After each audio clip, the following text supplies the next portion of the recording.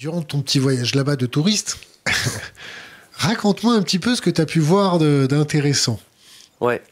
Tu veux parler de mon enquête sur Total? De Total, oui, ou même d'autres. T'es sûr que c'est Total d'ailleurs? Ah oui, c'est Total, ouais. T'es sûr et certain, c'est pas un prestataire qu'ils ont sous... Non, je suis totalement sûr. C'est Total, 100%. C'est pas une branche de Total, c'est Total. Et puis Yémen, 100% Total. Voilà. Meya Meya. Mia Mia. Alors, Raconte un peu. alors, Déjà, comment tu t'es intéressé à ce sujet-là? ouais. Qu'est-ce que c'est que ce sujet-là? Qu'est-ce que tu as pu voir sur place? Quelles sont les répercussions sur les populations? Quels ont été tes contacts avec Total? Ouais. Quel retour? Alors nous, on a essayé de les avoir au téléphone. On a Ouais. eu simplement un retour qu'on allait nous rappeler après l'heure du déjeuner. Ça doit faire depuis le 27 février qu'on attend un Ça m'étonne retour. pas. Et juste avant qu'on rentre en direct, on a essayé de les appeler et on n'a toujours pas de retour. Donc, Ça m'étonne pas. peu. Je sais pas, je suis peut-être radioactif, mais non, ils souhaitent pas, en tout cas, avoir un face-à-face avec moi. C'est dommage parce que moi, j'ai pas de hard feeling, de mauvais sentiments contre eux. J'ai rien contre Total. Moi, j'ai fait mon travail de journaliste, donc j'ai dénoncé des faits. Et donc, t'as rendu compte? j'ai rendu compte, puisque les faits existaient. Et donc, je les ai prouvés. Il y a des documents, des sources, des témoignages. Ils t'ont attaqué ou pas? Jamais. Jamais. Jamais attaqué en diffamation. D'ailleurs, sur les réseaux sociaux, jamais non plus. Ils n'ont jamais essayé de m'intimider. J'ai jamais reçu de message désagréable de leur part. Ça a toujours été très professionnel. J'étais en contact avec leur service communication. J'avais mes questions très précises. Ils avaient leurs réponses qui étaient imprécises. Mais ça, c'est leur fait, hein. Donc, il n'y a jamais eu de... Si vous voulez, quand on s'attaque à un tel mastodonte, on peut penser qu'on va recevoir des pressions, qu'il va y avoir des choses un peu bizarres. Mais jusque-là, non. Jusque-là. Voilà. Alors, comment moi je me suis intéressé à Total? Alors, c'est vraiment un hasard. Depuis le départ. Donc, tu étais à Paris. C'est un hasard. Tu t'es levé le matin, tu t'es dit, tiens. Non, j'étais pas à Paris. Alors, je vais passer pour le reporter arrogant, insupportable. Mais j'étais en fin de reportage à Bagdad. Et j'aime beaucoup, le soir, me lire des rapports en anglais du Sana Center for Strategic Studies. C'est un think tank yéménite extrêmement brillant, écrit par des Américains, des Anglais, des Yéménites, et vraiment super. Et je tombe sur un vieux rapport qui date de plusieurs années, assez long, qui parle, sans nommer d'entreprise, mais dans des termes précis, qu'il y a des pollutions causées par des entreprises pétrolières étrangères dans une partie du Yémen. Donc partie est, ça s'appelle Hadramaout. L'Hadramaout, c'est le plus grand gouvernorat. C'est là où il y a les plus grandes nappes phréatiques d'eau de la péninsule arabique. Donc les Yéménites boivent, moi quand j'étais au Yémen, je buvais de l'eau en bouteille de l'Hadramaout. Donc tout le monde boit l'eau de l'Hadramaout. Et cette région-là est pauvre, et elle est assez... sont des gens la plupart des gens sont soit des grands commerçants, soit ce sont des petits agriculteurs. D'ailleurs, la famille Ben Laden vient de l'Hadramaout. Et donc, je tombe sur ce rapport, je le lis. Bon, je me dis, il y a peut-être un sujet à faire. Là, si un jour je vais au Yémen, parce que j'étais encore jamais allé au Yémen à l'époque, si un jour je vais au Yémen, je ferai bien ce sujet-là. Je ne cherche pas le scoop. Je ne me dis pas que ça va être une entreprise française comme Total. Je me dis, si c'est Canadian Nexen, si c'est une autre compagnie étrangère, ça fera un sujet. Parce qu'il y a des populations qui souffrent de cancer, c'était écrit dans le rapport. Il y a des pollutions qui sont terribles et qui ont contaminé des eaux potables. Enfin voilà, je me dis... on va aller voir sur place. On va aller voir sur place. Je pars au Yémen en 2021, plusieurs fois. Visa touristique? Non, toujours visa journaliste. Je m'y intéresse pas. Il y a d'autres sujets, il y a la guerre. Je mets ce sujet dans un carton. Je me dis, j'ai pas le temps, je le ferai plus tard. Et la dernière fois que j'y vais, donc sur le territoire, 2022, je me dis là, ce sujet, je le ferai. Et je vais le faire et on va essayer. Finance? Moi-même. Tout ça, c'est mon argent, c'est mes économies. Quand je partais en tant que pigiste, j'investissais dans mes reportages avec mes fonds propres. Il n'y a personne qui me donnait de l'argent et je me débrouillais comme ça. Et donc, j'y vais et Et à ce moment-là, j'avais pour contact seulement le numéro d'un ingénieur en agronomie, yéménite. Il se trouvait qu'il y avait son nom dans le rapport, en anglais, là, et j'ai trouvé son mail. Je lui avais écrit un mail. Il m'avait répondu 3 ans auparavant avec son numéro de téléphone. On échange un peu. Et il me dit, écoute, moi je suis pas au Yémen, mais par contre, je vais te filer le numéro de plusieurs avocats yéménites. Ils pourront te parler de l'affaire. Il n'y a pas Total, il n'y a rien qui remonte. Hein. Donc je vais sur place, je prends un rendez-vous avec les avocats. On se rencontre dans ma chambre d'hôtel. On se pose sur les petits tapis, là, les petits coussins. Il y a du cat. On mâche du cat. On parle un peu de tout et de rien. Et puis après, on commence à évoquer le sujet. Et là, paf, il me parle de Total. Et il y a le mot Total qui vient tout de suite dans la conversation. Mais ouais, mais la plus grosse entreprise pétrolière qui a fait les plus graves pollutions, c'est Total. Et puis il me balance des vérités, alors des choses en détail, etc. Qui me trouve. Mais non. Au départ, je trouve ça hallucinant. Au départ, je me dis ça peut pas. C'est trop gros, quoi. Ça peut pas être vrai. C'est trop gros. C'est énorme. Je me fais manipuler. Ils en rajoutent. Je doute. Parce que moi, je ne suis pas là pour seulement, via des allégations, sortir une enquête. Moi, je veux des faits, je veux des documents, des trucs. Et ils me disent, mais tu sais, nous, on a été les représentants, enfin les avocats de victimes de pollution de Total. Et on a apporté une plainte, on a porté plainte, enfin, nos clients ont porté plainte contre Total aux tribunaux de Séyoun, la ville principale, en 2015. Je me suis dit, putain, je ne connaissais pas l'existence de cette plainte. Donc, il va falloir me donner des documents pour me montrer un peu ce qui s'est passé. Et ils étaient très précis dans les chiffres. Et ce qu'ils me racontaient... Quel type de chiffres? On en parlera après, mais ce qu'ils me racontaient était exactement ce que j'avais lu dans les rapports, dans le rapport précédent, vis-à-vis du type de pollution. Et donc, en fait, là, je me disais, il y a un rapport qui est très sérieux, et ces avocats me disent la même chose. Je me dis, il y a forcément quelque chose. Alors, on discute pendant 2-3 heures. Il y a la boule de 4 qui me fait devenir totalement concentré, déterminé, et j'ai qu'une envie. Je leur dis, il faut que j'aille dans les zones polluées. Il faut que j'aille voir de mes propres yeux. Arrête la drogue, hein, c'est dangereux. Hein. Non, mais ça m'a donné de la détermination et du courage. Et à ce moment-là, il est question d'aller voir ces régions-là sur le bloc 10. Le bloc 10, c'était le nom du bloc opéré par Total. La concession. Voilà, c'est une concession, exactement. Concession. Et ce bloc 10, il se trouve à 70 km au sud de la ville. Et la Dramaout, c'est quand même l'ancien fief d'Al-Qaïda au Yémen.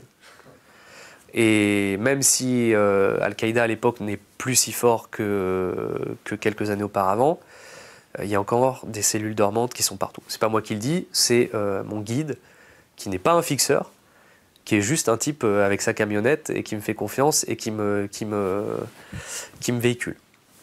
Il me dit, il y a les hommes en noir là-bas. Et je parle aux avocats, ils me disent effectivement, pour toi, ça va être un peu dangereux si tu vas là-bas. Je dis, écoutez les gars, moi si je peux pas aller là-bas, il n'y a pas d'enquête. Je ne sors rien, je fais rien, il n'y a pas de témoignage, je vois pas de mes propres yeux les pollutions, je peux pas. Et ils me disent, mais attends, il y a peut-être un chef de tribu qui pourrait t'emmener, t'accueillir, et lui il est actif sur les pollutions. Il crée des crowdfunding, tu vois, des espèces de financement participatif pour soigner des gens qui ont des cancers, etc., des agriculteurs qui ont perdu leurs terres, où il y a de temps en temps du pétrole qui ressort de leurs puits. Donc ce mec-là, il est actif et il est de confiance. Je lui dis, de confiance, bon... Je sais que ta mère va plus dormir, là. Je lui dis, de confiance, mais il faut que je vérifie. Laisse-moi vérifier auprès de mon guide. Et mon guide, il est un peu roublard, il a des bons contacts. Donc il passe 2-3 coups de fil. Alors le cher Razi, non, cher Razi, il n'est pas de confiance. Mon guide, il me dit, c'est du 50-50. Là, les avocats, ils disent que le gars, si tu le contactes et si tu prépares un truc, il va pas te vendre. Moi, j'ai d'autres échos qui me disent que ce type-là, il n'est pas de confiance. Donc à ce moment-là, je me dis, je suis avec un photographe italien qui est avec moi. Et on se regarde et on se dit, qu'est-ce qu'on fait? Bon, bah, le jeu en valait la chandelle. C'est pas le jeu, c'est pas une question d'adrénaline, mais c'est la révélation. Et c'est l'utilité publique de la révélation qui, moi, me fait dire qu'il faut qu'on le fasse. Donc on part, quelques jours plus tard, on prend un van. On avait en fait 2 miliciens, 2 policiers qui nous suivaient, qui nous escortaient, parce que c'était le cas en fait. Avant notre arrivée, il y avait des humanitaires d'MSF qui avaient été enlevés, kidnappés, sur la même route en fait. Hein. Et donc par un faux checkpoint, des faux militaires, et c'était Al-Qaïda qui les avait enlevés. Et donc dès lors, dès qu'un étranger arrivait dans cette région-là, on leur fournissait une escorte. Une escorte, c'était 2 flics qui étaient plus petits que moi. Je fais 1m78, ils sont pas très très grands, tu vois. Depuis l'invention de la poudre, il n'y a plus d'hommes forts. Hein. Ouais, mais bon, ça ne dissuade pas non plus. Et ils étaient dans un petit van banalisé derrière nous. Je suis sûr que s'il y avait une tentative de kidnapping de Al-Qaïda, ils n'auraient pas bougé. Mais je comprends, hein, moi je leur en veux pas. Bref, on part avec la fine équipe, on descend le sud de l'Hadramaout. Alors l'Hadramaout, c'est des canyons, des grands canyons, c'est une série de canyons, et les gens habitent dans les vallées, et les routes sont dans les vallées, et les cultures sont dans les vallées. Et donc on fait de la route, et plus le chemin passe, les paysages défilent, il y a moins en moins de verdure. Il y a de plus en plus de terre grise, désertique, des arbres morts, des espèces de palmiers avec le tronc complètement noir. Alors, je t'arrête peut-être, c'est parce que c'est en plein cagnard, qui fait 55 degrés, qu'ils n'ont pas vu la pluie depuis 18 mois, et que tu arrives au pire moment. Alors c'est pas ça, parce que je suis arrivé à un moment des moussons. En août, il fait très chaud, mais il y a des terribles pluies qui viennent d'Inde, et donc il pleut énormément, et t'as vu la pluie qui vient d'Inde aussi. Ouais, bah quand la pluie elle vient d'Inde, elle est tellement forte qu'elle coupe les routes. Parce que t'as des crues qui sont énormes. Et d'ailleurs, il avait plu le soir même où on était arrivé. Donc on n'était pas sûr de pouvoir aller dans ces zones, parce qu'il y avait des rivières qui passaient sur les routes, et on ne pouvait pas passer. Donc il y avait cette difficulté en plus. Donc finalement, on a pu passer. Mais on a vu des ruisseaux où on passe la voiture, et t'as la moitié de la voiture qui est sous l'eau. Hein. Enfin, voilà. Donc c'est une région où il pleut, et donc c'est pas la cause, si tu veux, de ces terres mortes et de cette végétation morte, c'était pas dû à la sécheresse, c'était dû à autre chose. Bon, nous on comprenait un peu pourquoi, mais au fur et à mesure qu'on est arrivé dans le Wadissa, cette réalité, ça nous est apparu, mais de manière flagrante. C'est-à-dire, vous avez fait des échantillonnages de sol, vous avez regardé, vous avez foré, vous avez fait analyser, et ensuite vous avez compris que pourquoi. Alors, le premier rendez-vous qu'on fait, c'est au centre médical du petit district. Et à ce moment-là, on rencontre le chef du district, qui nous raconte que les taux de cancer ont explosé. Alors, il y a Total qui vient de me répondre, oui, désolé, appelons-nous demain. Ouais, mon pote, c'est trop tard. Pardon, désolé. Bon, vaut mieux tard que jamais. Hein. Donc, je discute avec le chef du district, le chef médical de la petit centre de soins. Il me dit que le taux de cancer a explosé, qu'ils ont depuis 20 ans... alors, Total est arrivé dans la région en 96 et est reparti en 2015. Donc, il y avait qui avant eux? Il n'y avait personne. Donc, il y avait qui après eux? Petromessila, qui est l'entreprise nationale qui a repris les installations de Total. Et donc, on discute, et il me dit qu'il y a un taux de cancer et de maladies orphelines qu'il ne connaissait pas, qui a explosé depuis 20 ans. Que ça, c'est quelque chose qu'il constate, et que quand on est malade d'un cancer au Yémen, on a toutes les chances d'être condamné à mort. Et lui, il a des stats, il a une étude sur du long terme, il travaille avec un dispensaire, il y a des mecs qui ont fait une étude. Alors... Ou c'est juste, il a vu des gamins avec un petit peu, et puis... Alors, pendant l'entretien, il y a une femme qui arrive, tout en noir, gants noirs, etc. Et il se trouve que cette femme a fait du bénévolat depuis 15 ans, et qu'elle va chez chaque famille où il y a un malade d'un cancer. Et souvent, les malades des cancers au Yémen sont en phase terminale, parce qu'il n'y a pas de matériel pour détecter. Il n'y a pas de matériel pour faire de la prévention. Hein. Donc, quand on est malade d'un cancer, c'est souvent, on détectés en phase terminale. Donc si vous voulez, aujourd'hui les statistiques depuis 1996 à 2015, avec une prise de conscience des pollutions potentielles des entreprises pétrolières aux alentours, on n'a pas de stats très fiables et on n'a pas de recul. Mais par contre, on a des gens qui nous disent que dans chaque village, dans chaque famille, il y a quelqu'un qui est malade d'un cancer ou qui est mort d'un cancer. Il y a d'autres entreprises que des entreprises. Est-ce qu'il y a des fermiers avec des pesticides ou des choses comme ça? Ouais, je termine. Cette femme-là, elle me donne une liste, grande liste, de gens avec leur numéro de téléphone, leur nom, leur prénom, avec mort, vivant, phase terminale, mort, vivant. Et elle me donne une liste juste pour le Wadissa, qui est un petit district de la région. Et avoir des tels taux de cancer dans un village comme ça, c'est pas normal. C'est qu'il y a forcément quelque chose derrière. Mais c'est pas sur ces témoignages-là que je me dis, ça y est, j'ai prouvé quelque chose. Surtout pas. Je me dis, bon, il y a quelque chose. Je rencontre quelques familles dont les proches, les enfants, sont nés soit avec des malformations, soit des cancers. Je me dis, là, autour de moi, je suis comme dans la colline à des yeux. Je ne sais pas si vous avez vu le film d'horreur. Les enfants naissent avec des malformations terribles. Les cancers des visages des gosses, parce que c'est cancer du tumeur du cerveau, lymphome au sang, etc. Je me dis, là, je ne suis pas dans une région normale. Alors, effectivement, il y a une agriculture dans ce district, dans la Dramaout et partout au Yémen d'ailleurs, où on utilise des pesticides qu'on n'utilise plus en Europe depuis très longtemps. Mais ça ne donne pas cette récurrence de cancer et de maladies orphelines à ce point-là. En tout cas, on ne peut pas l'expliquer comme ça. On ne peut pas se satisfaire de cette explication-là. Surtout que c'est une petite agriculture, c'est pas une agriculture intensive. C'est pas des immenses hectares. Tu comprends pourquoi je te pose la question? Ah non, mais tout à fait. Pourquoi je te pose la question? C'est une question déontologique. On ne peut pas non plus lier les cas de cancer forcément à une pollution d'une entreprise pétrolière. On n'en a pas la preuve formelle. De toute façon, déterminer qu'un cancer est lié à telle ou telle substance ou pesticide dont le corps a été exposé, c'est impossible. Ça, on ne peut pas le prouver scientifiquement, c'est pas possible. Mais par contre, on peut faire des suppositions. Surtout quand ça reste une supposition. Oui, mais ça c'est à ce moment-là, quand j'ai cette supposition à ce moment-là. Mais après, je vais avoir une série de documents et de sources et de témoignages qui vont me prouver que c'est plus que des suppositions. Donc après avoir eu tous ces témoignages également d'agriculteurs qui me disent que leurs terres sont mortes parce qu'après avoir retiré du puits et que ce puits, il y avait une espèce de substance noire qui remontait, etc., que rien ne poussait plus depuis 20 ans ou que les récoltes étaient très mauvaises, en tout cas pas comme avant, il y a un faisceau d'éléments qui fait qu'il y a quelque chose qui ne va pas. Et les gens sont dans la vallée, et au-dessus, là, dans les canyons, c'est Total. Enfin, c'était Total jusqu'en 2015. Donc, forcément, il faut creuser.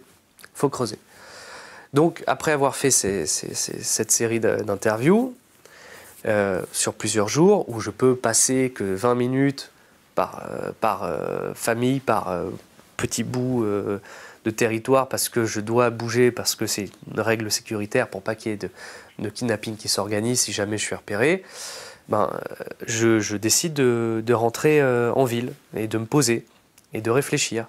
Et à ce moment-là, je demande aux avocats, donnez-moi tous les documents là, parce que vous m'avez dit que vous aviez des documents, des choses, montrez-moi. Et alors là, j'ai pas de documents qui arrivent.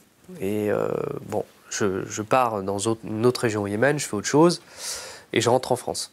Et puis je relance les avocats souvent, j'ai pas de réponse. Puis au final, un jour, j'ai une réponse de l'avocat qui me dit « Ouais, mon téléphone, je l'avais filé à mon fils pour ses jeux, et puis par miracle, je suis tombé sur ton message. Et ouais, t'inquiète, je vais t'envoyer les documents. » Et il a fini par me les envoyer un jour, une salve de documents, des documents de Total, des documents... Comment ? Alors, des documents de Total obtenus par les victimes, qui avaient déposé plainte en 2015. Pourquoi ? Comment ils ont obtenu ces documents-là ? En fait, en 2008, il y a eu... donc là, je vais rentrer dans les pollutions causées par Total. Il y a deux volets. Alors, moi, je vais te demander, analyse de sol, analyse de flotte, date, quel type d'organisme, comment ça a été fait, est-ce qu'il y a eu 1, 2, 3 échantillons sur combien de laboratoires différents ? Je vais y venir. Alors, Première chose, dans le rapport que j'avais lu, ce rapport établissait, sans preuve, mais ce rapport établissait que Total, pour traiter ses eaux de production, utilisait des bassins. En fait, qu'est-ce que c'est l'eau de production? Déjà, dans n'importe quelle plateforme pétrolière, quand on fait remonter du pétrole du sol, eh bien, ce pétrole contient de l'eau qui est extrêmement salée, qui est faiblement radioactive et qui contient tout un tas de métaux lourds, puisqu'elle est associée au pétrole. Les entreprises pétrolières, pour séparer l'eau du pétrole pour que le pétrole soit exploitable, eh bien, ils mettent dans cette espèce de mélange un cocktail chimique qui s'appelle Betex et qui est hautement cancérigène. C'est breveté, ça vient d'où? Ça, c'est dans tous les rapports, enfin n'importe quel ingénieur pétrolier pourra vous le dire. Ça, c'est la base. Le Betex, donc ce cocktail chimique, je l'ai dit, il est hautement cancérigène. Donc quand on sépare l'eau du pétrole... Comment on le sait? Comment on le sait? Il y a eu des études qui ont été réalisées sur... par plusieurs scientifiques qui ont été réalisées sur... Quels scientifiques? Moi, j'avais interviewé un scientifique qui était un ingénieur pétrolier en France et en Australie d'universités et qui sont reconnus. Là, j'invente rien là-dessus. Donc, une fois que l'eau est séparée du pétrole, elle contient le Betex, des quantités faibles radioactives, des métaux lourds. Donc, cette eau-là, elle est très dangereuse. Elle est cancérigène. Elle est radioactive, métaux lourds. On ne peut pas, c'est interdit par les standards internationaux, de la jeter ou de la stocker quelque part. Il faut la traiter. Il faut une usine pour nettoyer cette eau. Et cette usine, c'est dans tous les standards de construction internationaux de plateformes pétrolières. Enfin, pas de plateforme, de champs pétroliers. Il faut une usine pour traiter de cette eau-là. Parce que cette eau est extrêmement dangereuse pour l'environnement et pour l'humain. Qu'est-ce qu'a fait Total? Ça coûtait trop cher de construire cette usine. Pourquoi ça coûtait trop cher? Parce que, en fait, la spécificité du pétrole de l'Hadramaout, c'est qu'il contient, quand on le fait remonter, beaucoup d'eau. Et plus les années passent, moins il y a de pétrole dans les souterrains, et plus, en fait, on fait remonter de l'eau. Et donc, parfois, il remontait jusqu'à, par jour, plusieurs centaines de milliers de barils d'eau de production, de cette eau toxique. Donc cette eau-là, il fallait la traiter. Et comment vous savez que c'était trop cher? Alors, ça, c'est une question que j'ai posée. En fait, j'ai retrouvé des politiques yéménites qui se doutaient qu'il y avait quelque chose qui n'allait pas dans les installations de pétrolières, donc un ancien député, notamment, qui se rend sur place et avec une délégation, d'autres hommes politiques, des ingénieurs pétroliers yéménites, ils visitent les installations, ils voient les installations de Total, et je vais revenir sur ces installations, de comment ils traitaient l'eau, et ils posent la question à Nuseibeh, qui est à l'époque le chef, le responsable de Total Moyen-Orient, et ils le confrontent et lui disent vos méthodes là pour traiter cette eau de production, c'est criminel, c'est très dangereux. Il y a des traces de ça? De ces échanges-là, non. Alors... C'est des échanges qui ont été corroborés, que j'ai retracés plusieurs fois, enfin avec plusieurs personnes qui étaient là ce jour-là, en tout cas lors de cette confrontation avec Nuseibeh, des Yéménites. Et à ce moment-là, donc, la réponse a été « ça coûte trop cher, nous on a vu avec votre ministère du pétrole, on était d'accord, si vous n'êtes pas content, allez voir avec eux ». Donc ça coûte trop cher de créer une usine de traitement de ces eaux de production. Alors qu'est-ce qu'ils ont fait? Cette eau, ils ne l'ont pas balancée au sol, non, ils n'ont pas fait ça comme ça. Ils ont creusé des centaines de bassins, comme on creuserait un bassin dans son jardin pour mettre des nénuphars, et on mettrait quoi? Une bâche plastique pour pas que l'eau s'infile dans le sol. Quelle superficie des bassins? Parce que si c'est 100 bassins de nénuphars... Ah non, c'est des très grands bassins. Alors je ne saurais pas dire combien de mètres, mais c'est Ça se voit sur Google Maps? Ça se voit sur Google Maps. Et c'est comme ça que j'ai vu d'ailleurs sur Google Maps. J'ai retrouvé l'adresse GPS des installations de Total. Tac, j'ai regardé. Et les bassins, on les voit du satellite. Et ils sont noirs, puisqu'il y a les bâches noires. Et j'ai fait analyser toutes ces captures d'écran de Google Earth à un ingénieur pétrolier français. Non, mais l'ingénieur pétrolier français, il n'est pas spécialiste en... Il travaille à l'Institut français du pétrole. D'accord, mais il n'est pas spécialiste en traitement d'images satellites. Alors non, mais attendez, une installation pétrolière vue d'images satellites, c'est pas très compliqué d'analyser ce que c'est. les bassins de rétention d'eau. Alors, vous savez ce qu'il me dit quand je lui montre ces images capturées par Google Earth? Je lui dis pas que c'est Total. Je lui dis voilà, c'est une entreprise pétrolière qui gère son eau de production comme ça, qui la traite comme ça. Quelle année ça? Ça, c'est de 96 à 2015. À 2015. Donc en 2015, vous lui montrez les captures. Voilà, c'est ça. Et donc je lui montre ça. En fait, c'est pas en 2015 que j'ai fait les captures, c'était en 2023 pendant mon enquête. Sauf que tous les enquêtes sont, tous les bassins sont encore là. Total n'est plus en gestion. Total n'est plus en gestion depuis un moment, mais tous ces bassins sont encore là. Il n'y a rien qui a été retiré. Et ces bassins, il y en a des centaines. Et donc je lui montre ces bassins, enfin ces installations. Il me dit ah ouais, mais ça c'est des bassins de rétention d'eau de production. Cette technique pour se débarrasser de l'eau de production, l'eau toxique là. Votre entreprise, ça ne serait pas une entreprise pétrolière de voyous qu'on peut retrouver dans le delta du Niger? Ah, je dis ah non, c'est Total. Il me dit non, je ne peux pas vous croire. Total, ils ne peuvent pas faire ça. Ils ne peuvent pas gérer cette eau de production comme ça. La première chose que j'entends, quand vous dites c'est Total qui gère ça, moi je ne peux pas vous croire.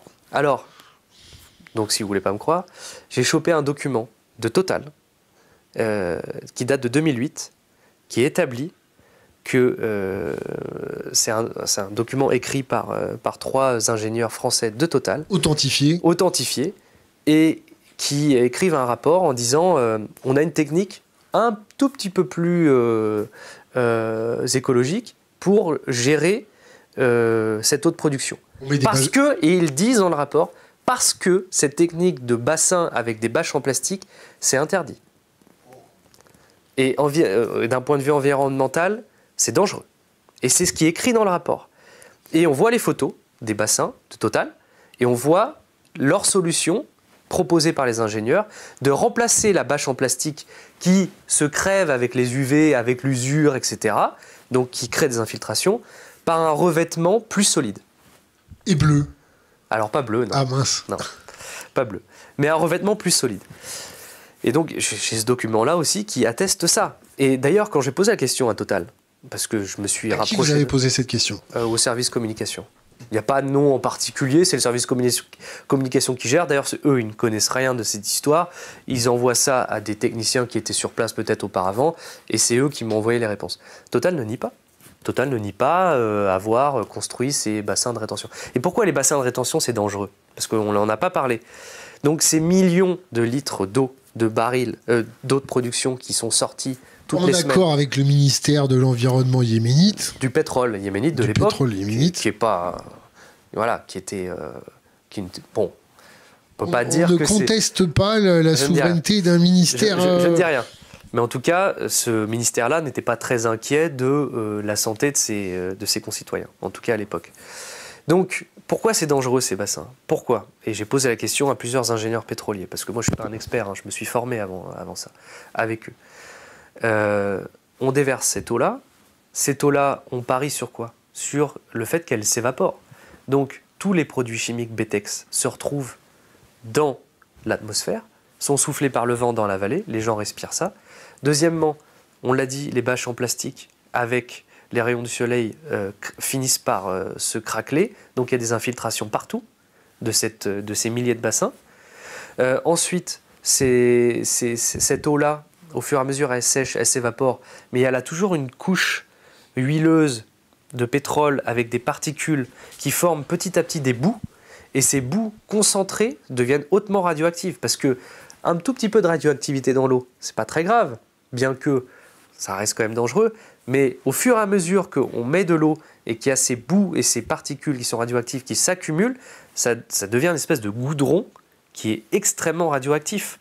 Et en fait, moi j'ai chopé, alors ça c'est plus tard, via mes contacts, des rapports gouvernementaux yéménites, écrits de la main du gouverneur, qui sont allés faire des enquêtes sur place. Parce que plusieurs fois, il y avait des plaintes, à l'époque, des gens de la vallée qui disaient qu'après des fortes pluies, il y avait des traces noires dans leurs champs, etc. Ils sont allés confronter Total. C'est ce qui est écrit dans le rapport. Ils vont voir Total et leur disent, voilà, là, il y a eu, sur 20 km, des traînées noires. Vous pouvez nous expliquer? Et Total, dans le rapport, avoue que, eh bien, ils ont construit ces bassins de rétention d'eau toxique dans le sillage de l'évacuation de l'eau des pluies en haut des canyons, sans s'en rendre compte. Et que parfois, l'eau des pluies emportait les bassins et ces eaux toxiques sur des centaines de kilomètres. Donc si vous voulez, cette pollution, elle a existé de 1996 à 2015, à travers notamment, parce qu'il n'y a pas eu que ça, mais ces bassins. Et ensuite, elle existe toujours parce que ces bassins sont toujours là. Et moi, je les vois depuis Google Earth, ces bassins, il y a toujours cette boue radioactive qui est sèche, qui est balayée par le vent, par les pluies. Et encore aujourd'hui, ces pollutions persistent. Est-ce que vous avez demandé à Total comment ils faisaient pour évacuer les boues de rétention? Est-ce qu'ils ont saisi le problème? Est-ce qu'ils ont essayé de nettoyer? Est-ce qu'ils ont essayé de parler aux nouveaux propriétaires que bon, il y avait quand même des déchets industriels potentiels?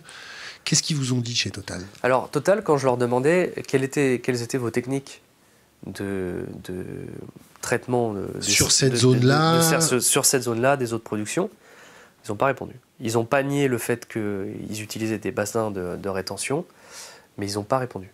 Ils n'ont pas répondu à comment ils géraient cette eau de production. Alors, je leur ai demandé, vous aviez des usines pour recycler cette eau-là, pour la traiter? Non, ils n'ont pas répondu. Les bassins... Ils n'ont pas répondu, il y a peut-être autre chose à faire. Hein. Non, moi ils m'ont répondu à plusieurs questions, hein, mais sur ça, ils éludent totalement. Les bassins, ils savent pertinemment que c'est une méthode qui est interdite, qui est crapuleuse, qui est dangereuse.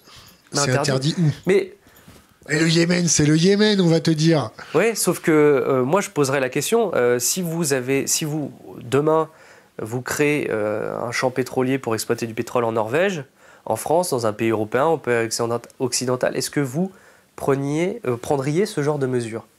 Non, parce qu'il y a des standards environnementaux qui sont là pour surveiller, mais aussi ils savent qu'ils se feraient reprendre par la patrouille. Là, ils pariaient sur le fait que bon, le gouvernement yéménite, on les a dans notre poche parce que... Non, ça c'est une supputation. Non, attendez. Le gouvernement yéménite, on l'a dans notre poche parce qu'on exploite leur pétrole. Redresse ton micro là, avant de me dire des bêtises. Voilà.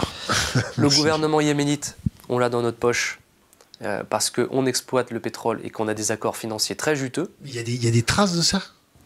Quand Total exploite le pétrole yéménite, il y a une partie qui va dans les caisses de l'État yéménite. Ça, c'est une concession, c'est normal. Donc, et puis surtout, il parie sur le fait que c'est une zone extrêmement isolée et aucun journaliste n'irait là-bas. C'est une interprétation de votre part. Alors non, ça, c'est pas une interprétation de ma part, c'est un témoignage que j'ai eu d'un ingénieur pétrolier français qui était sur place. Donc, je continue. Vous comprenez pourquoi je me fais l'avocat du diable? Évidemment. C'est normal. Et moi, j'ai beaucoup douté pendant tout le long de mon enquête, qui a duré plusieurs mois, et jusqu'au dernier moment, j'ai douté de chacune de mes informations. Donc c'est normal de poser ce genre de questions.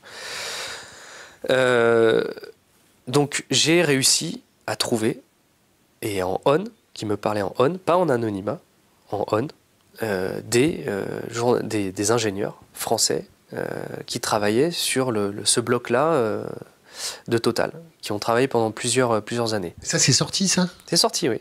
Qui m'ont témoigné, qui m'ont dit exactement. Alors, ils m'ont confirmé les bassins, et ils m'ont dit quelque chose de plus grave, et que je trouve très préoccupant. Donc, c'est cet ingénieur-là qui est expert en risque environnemental et en catastrophe. Qui n'est pas en procès avec Total. Qui n'est pas en procès avec Total, qui est un ancien de Qui ne veut pas régler ses comptes. Non, pas du tout. Qui est un ancien de Total, mais qui m'a raconté de manière très crue. Et pourquoi? Ça, je ne connais pas ses motivations, mais je ne me semblait pas qu'il ait une dent contre son ancien employeur. Mais lui me raconte que, à un moment donné, les bassins, ça suffisait plus. C'est-à-dire qu'il fallait tellement en creuser, il y avait tellement d'eau, de milliers de barils qui sortaient par jour, que ce qu'ils en faisaient, c'est qu'ils prenaient d'anciens puits pétroliers, donc très très très très profonds, qui étaient inactifs, et ils foutaient la flotte dedans. Donc les anciens puits pétroliers servaient de stockage pour l'eau de production. Et ça se fait, ça? Alors ça, c'est une pratique totalement illégale et extrêmement dangereuse. Pourquoi? Parce qu'un puits pétrolier, il faut vérifier son étanchéité entre tous les 5 et 10 ans. Il y a une seule compagnie qui fait ça, une compagnie française, j'ai oublié son nom, qui fait ça et qui est experte de ça, et ça coûte beaucoup d'argent. et qui vérifie l'étanchéité des puits. Mais si vous ne le faites pas, eh bien, vous risquez des fuites. Et parfois, il y a des puits pétroliers dans cette région-là, de la Dramaout, qui descendaient soit à côté, soit en dessous des nappes phréatiques. Donc, comment vous voulez que l'eau qui est puisée dans les puits et qui est bue au Yémen, n'est pas polluée? Comment vous voulez éviter ça? Et quand je lui pose la question, je lui dis à cet ingénieur, mais vous vous rendez compte que là, vous risquez, enfin, aujourd'hui, on est en 2024, vos dernières actions, c'était en 2015, ça fait 9 ans que ces puits pétroliers ne sont plus contrôlés, en tout cas leur étanchéité. Vous savez pertinemment que cette eau va fuir. Ah ouais, mais c'était comme ça. Et il disait, et c'est mot pour mot, il me dit, on foutait la merde dans ces puits pétroliers et on rebouchait. Quand quelqu'un vous dit ça en on. Mais un seul. Deux, un deuxième. Ça fait que 2. Oui, ça fait que 2, sauf que quand il y a d'autres ingénieurs yéménites pétroliers qui me confirment la même chose, ça fait plus que 2. Il confirme en on. En on aussi. Ouais, en on aussi, et il me raconte exactement la même chose.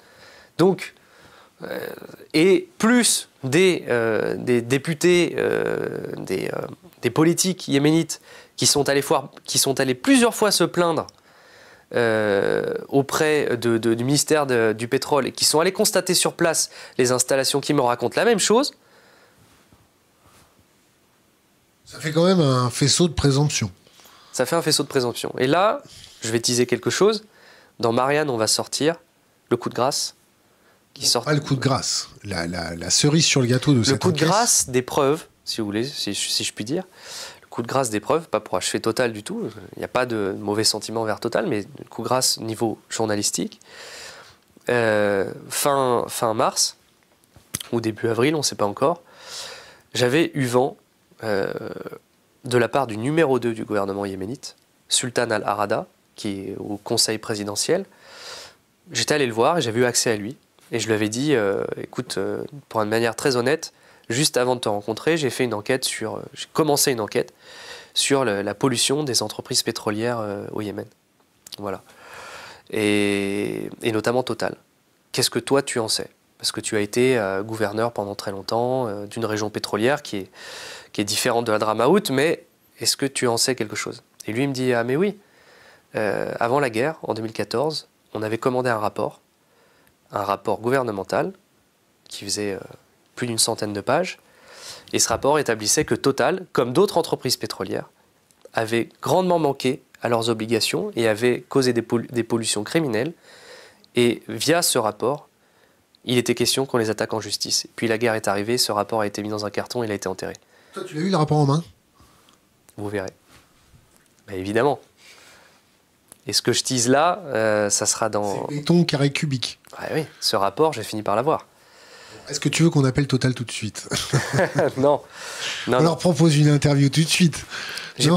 Alors, je dois les approcher pour parler de ce rapport-là et pour parler d'autres choses encore que j'ai pu obtenir. Mais ça sortira dans Marianne bientôt. Je n'ai pas terminé sur les pollutions, parce que là, il y a les bassins, il y a les etc. Mais il y a aussi un pipeline.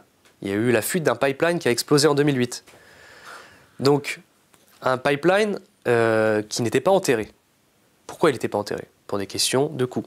Enfin, on peut le supposer. Parce qu'il y a des mouvements de terrain, c'est ça?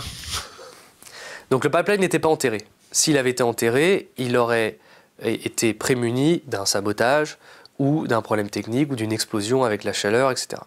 C'est même les pipelines sous l'océan, il y a quand même des accidents. Toujours est-il qu'il n'a pas été enterré et que ce pipeline a explosé. Personne n'arrive à me dire pourquoi. Alors certains me disent dans la vallée que c'était Al-Qaïda ou une tribu qui n'était pas contente, voilà, pour faire chier Total. Pour ennuyer. Pour ennuyer Total, pardon. Total ne me dit pas que c'est Al-Qaïda. Total me dit qu'il y a eu un problème. Et ils ne disent pas concrètement quel était ce problème et qu'est-ce qui a causé cette explosion du pipeline. Toujours est-il que ce pipeline n'avait pas de capteur de fuite. Donc normalement, il y a des capteurs de fuite tous les, je ne sais pas, centaines de mètres. Il y a un capteur qui, dès qu'il y a une baisse de la pression, envoie l'information et donc là, il ferme les valves Donc ils ont des valves tous les centaines de mètres, et ils ferment les valves, et là, il n'y a plus de pétrole qui sort. Donc ils endiguent la fuite. Il n'y avait pas ça. Il n'y avait pas cette technologie-là. Je ne sais pas si à l'époque, ça n'existait pas. Je pense qu'en 2008, ça existait. Mais encore une fois, certainement, et ça c'est une supposition de ma part, mais pour une question de coût, il n'y avait pas. Ce pipeline a fui toute la nuit. Et il a fui donc pendant plusieurs heures. Une petite fuite, une grosse fuite. Alors, un pipeline de cette taille... le trou, il était gros. Le trou était gros et j'ai la photo du trou, j'ai la photo du pipeline qui a explosé, j'ai la photo aussi de comment ce pétrole s'est éparpillé. Ça sont des liquide. Il était liquide. Donc, en fait, comme on l'a dit, vous savez qu'on est au-dessus des vallées, on est en haut des canyons, le pipeline est en haut du canyon. Il a fui toute la nuit, il a fui dans la vallée toute la nuit. Et surtout, il a fui dans les interstices de montagne très très compliqués à aller chercher, à aller nettoyer. Donc, dans plein de petits trous de la montagne, il y a des milliers de barils qui ont fui. Et je dis milliers, pas centaines, pas dizaines, parce que j'ai demandé, pareil, à un ingénieur pétrolier qui était chargé à l'époque d'endiguer ce problème-là, qui me dit qu'il était en France, qu'il enterrait son beau-père, qu'on l'a appelé en pleine nuit, qu'on lui a dit, voilà, il faut que tu viennes parce qu'il y a eu une fuite. Donc lui, il est dépêché sur place, il constate, et lui il me dit que oui, il y a des milliers de barils de pétrole qui ont fui ce soir-là. Et ces milliers de barils de pétrole, ils ont fui sur une parcelle agricole, et surtout, ils se sont, comme j'ai dit, éparpillés dans ces petits trous de montagne. Voilà. Infiltrés. Voilà. Moi, j'ai les photos, parce qu'il y a un ancien ingénieur français qui a gardé ces photos, qui me les a envoyées. Donc, on voit que ce n'est pas une petite fuite. C'est une fuite assez importante. Et alors là, c'est dingue, mais les deux ingénieurs qui étaient chargés du nettoyage et de gérer cette crise me racontent toujours en on, avec leur nom et leur prénom, qu'ils ont fait ça par-dessus la jambe. C'est-à-dire que en on, faute alors. En on, oui c'est une faute. En on, quelqu'un me dit, l'ingénieur me dit en question, c'était une région, on considérait que c'était une région qui n'était pas peuplée du tout, il n'y avait personne. On a filé un peu d'argent aux populations du bas sans protection pour polir les cailloux, parce que Total avait peur que, il me dit ça, Total avait peur que des journalistes tombent sur ce truc. Mais on n'a pas fait des pollutions des sols comme ça le mériterait. Et en fait, quand il y a une fuite pétrolière, je prends l'exemple dans mon enquête sortie dans l'Obs, j'ai oublié un peu le nom de la région, mais il y a une fuite pétrolière en France. Pendant des mois et des mois et des mois, ils ont traité les sols, ils ont récupéré des tonnes et des tonnes de sols, qu'ils ont soit mis dans des conteneurs de produits toxiques dangereux, soit qu'ils ont traités, etc. Il y a eu un suivi, mais sur des mois. Et ils considèrent encore aujourd'hui, après la fuite en France, que cette zone-là n'est plus habitable. Vous imaginez, au Yémen, ce qu'ils ont fait seulement, c'était polir les cailloux, aller avec des pompes, des tuyaux, pomper dans les petites mares le pétrole. Ils ne sont pas allés dans les interstices des montagnes, ils ont pris des bulldozers et ils ont fait des tas de sable pour éviter que quand il pleut, eh bien, l'eau avec le pétrole qui ressortirait des interstices s'éparpille trop loin. Mais vous voyez, c'est juste des tas de sable avec des coussins absorbants. Mais c'est un pansement sur un cancer, c'est rien du tout. Ils ont essayé. Ça a duré 1 mois et demi. Ils ont essayé, ils l'ont fait pour la forme, mais ce ne sont pas des dépollutions digne d'une marée noire. C'est pas les mêmes règles, je vais vous dire. Oui, mais les mêmes règles, ce qui fait que encore aujourd'hui, moi j'ai des rapports, un rapport qui date de 2017, plus les témoignages qui me racontent, vidéo à l'appui, qu'il y a encore du pétrole qui fuit, qui sort de ces montagnes après des moussons. Alors, est-ce que ce pétrole a été analysé, on sait d'où il vient, il a une carte d'identité, qui a fait les analyses, est-ce qu'il y a eu des analyses de flotte, de sol, par qui, quand, comment? J'ai un rapport gouvernemental yéménite, qui date de 2008. Donc c'est un rapport qui date d'avant l'explosion du pipeline et qui analyse des sols qui ont été tachés de noir après la fuite d'un bassin qui a été emporté par la pluie quelques jours auparavant. Et donc ce sont des fonctionnaires missionnés par le gouverneur qui vont sur place et qui font des échantillons, des prélèvements de sol et d'eau. Et fait avec les règles de l'art. Fait avec les règles de l'art, puisqu'ils ont été transmis à l'université scientifique de l'Hadramaout. Et donc, moi, j'ai les résultats de ce rapport. Le problème étant que au Yémen, on n'a pas les moyens nécessaires pour pousser les investigations sur des pollutions aussi importantes. Et donc, les standards qui ont été analysés sont des standards sur le mercure, sur le plomb, mais ce ne sont pas des standards qui vont très très loin dans l'analyse pour prouver que les sols sont cancérigènes, que l'eau peut être cancérigène. Alors, il y a des taux qui sont beaucoup plus importants et qui vont au-delà, parce que moi j'ai fait analyser le rapport par un expert en pollution du CNRS, parce que moi j'y connais rien, hein. Donc j'ai fait analyser ce rapport et c'est lui qui me dit que les taux en plomb, en mercure sont beaucoup plus importants que ce qu'établit les normes mondiales, l'OMS. Donc là, déjà là-dessus, on a une preuve que c'est une pollution qui peut potentiellement provoquer des cancers parce qu'il y a ces normes, enfin il y a ces concentrations anormales dans l'eau et dans la terre. Si l'université scientifique de Hadramaout avait eu les moyens d'aller plus loin, je pense que les résultats auraient été également accablants. Sauf qu'elle n'en avait pas les moyens. Et plusieurs, si vous voulez, citoyens yéménites m'ont dit qu'ils ont essayé de faire ces analyses également plus tard, dans de l'eau, dans des sols, pareil, qui étaient pollués, en envoyant ces analyses à Sanaa, qui était la seule ville où il y avait un laboratoire qui pouvait pousser ces analyses, sauf que ces analyses, les résultats n'arrivaient jamais. Pourquoi ? Parce qu'on savait très bien que le gouvernement yéménite, d'Ali Abdallah Saleh à l'époque, couvrait le total, puisqu'il y avait ce partenariat économique entre le pouvoir yéménite... Vous savez très bien. C'est une supputation. C'est une supputation, mais qui n'est pas totalement naïve, cette supputation. Pourquoi, si vous voulez, le ministère du pétrole yéménite a laissé faire Total par rapport à ces installations, en sachant très bien... Ils n'étaient pas au courant. Ah, ils n'étaient pas au courant ? Vous pensez qu'ils n'étaient pas au courant ?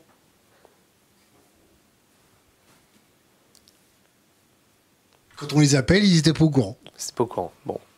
Si on va sur place maintenant, est-ce que tout est beau, tout est propre ? Si j'appelle des copains yéménites, je leur dis, tu vas à tel point, tu me ramènes tel type de sol, tel type de terre. Rien n'a changé. Rien n'a changé. Rien n'a changé. Rien. Et Petromessila qui a repris les installations de Total, puisque Total s'est enfui. S'est enfui, est parti. Est parti, parce qu'il y avait la guerre.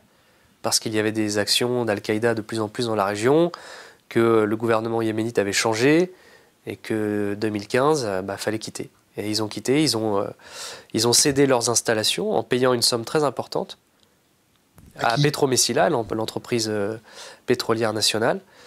Et ils ont donné plusieurs millions d'euros. Moi, j'ai le contrat. J'ai le contrat de cette cessation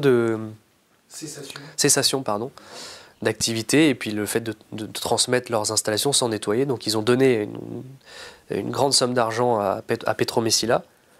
Et Petromessila, de ce que je sais, d'ingénieurs yéménites qui sont encore sur place, rien n'a été nettoyé. Donc les pollutions sont encore présentes et affectent encore la population environnante. La population environnante, elle en dit quoi ? Elle est désœuvrée, elle attend justice, elle attend que la fin de la guerre arrive, elle attend des meilleurs jours, ou elle est complètement résignée ? La population environnante, elle est désœuvrée. Elle ne sait pas forcément que c'est à cause des entreprises pétrolières, ou alors en tout cas pas dans les détails. Parce que toutes les entreprises, toutes les marques de pétrole qui sont dans le camp font la même chose avec les bassins ? Oui. Tous ? Toutes. À peu près tout. Enfin, moi, j'ai pas la preuve que toutes, mais je sais que Canadian Nexen, qui était le bloc voisin, numéro 14, faisait la même chose avec l'eau de production. Et là, eux, c'était carrément, ils prenaient des robinets pour arroser la pelouse, et ils faisaient comme ça avec l'eau de production pour l'éliminer. Alors, c'est carrément dans le sol. C'est peut-être pas Total. C'est ceux d'à côté. non, c'était les installations de Total là, sur lesquelles j'ai investigué, moi. Alors, les populations environnantes ne sont pas au courant, souvent, sont désœuvrées, elles ne parlent pas anglais, donc elles n'ont pas accès toujours à l'information.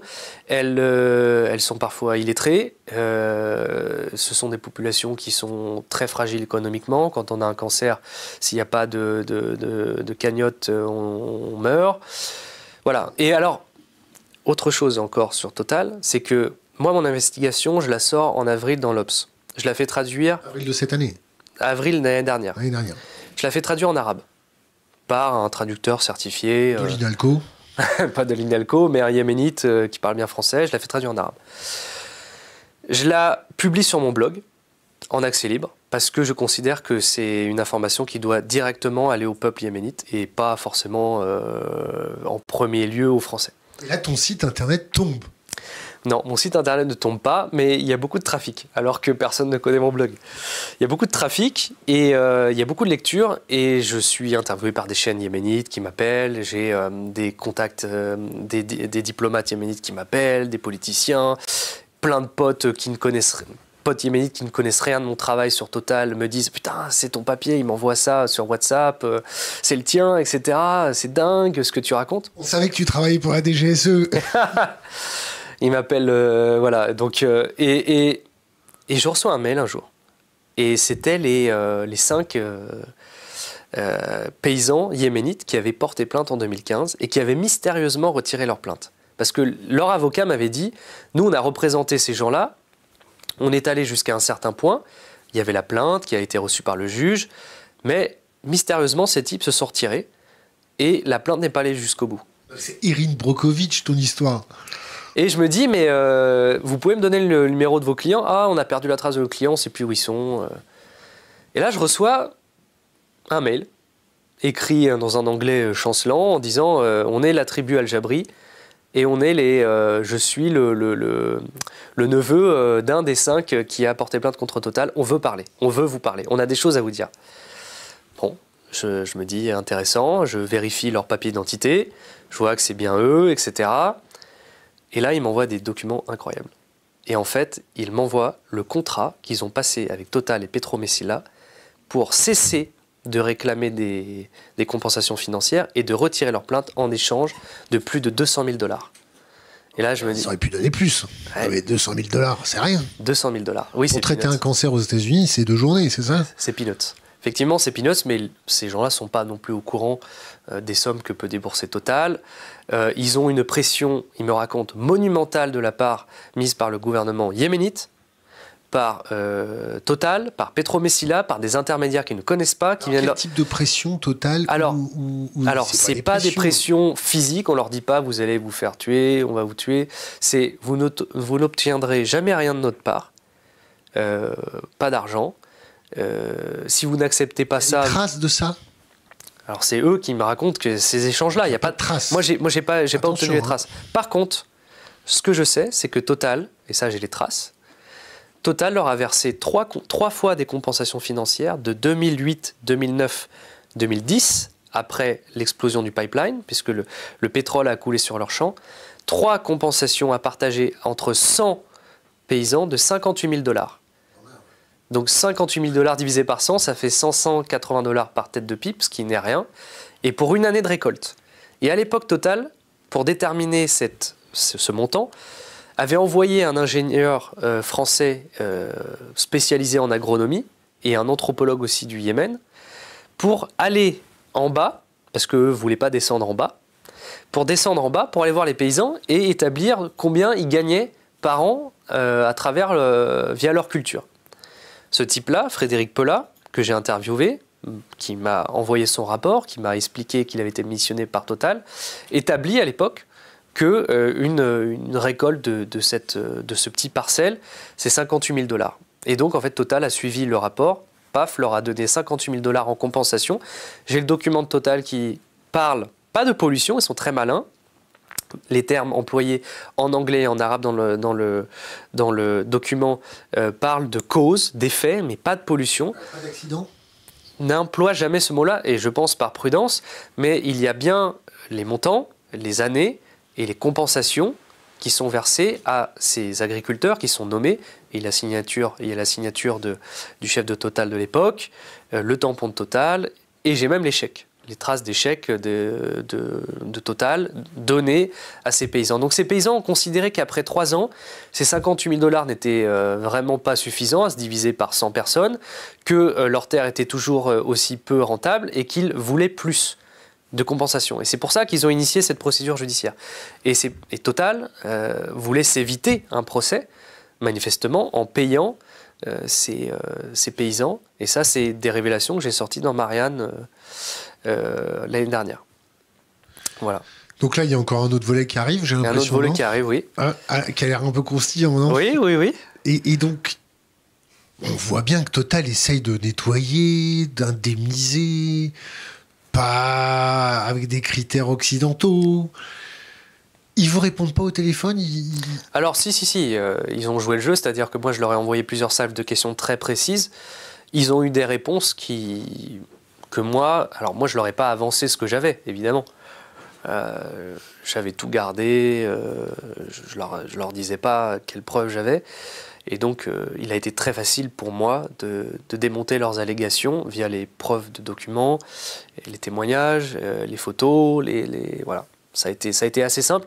J'ai eu peur qu'ils me fassent douter, et ils auraient pu me faire douter en m'amenant des preuves, en m'amenant des rapports, des choses ici et là. Non, ça n'a pas été le cas. L'investigation n'a pas du tout vacillé après leur réponse. On a publié, évidemment, comme on doit le faire, leurs réponses dans l'Obs au fur et à mesure de l'enquête.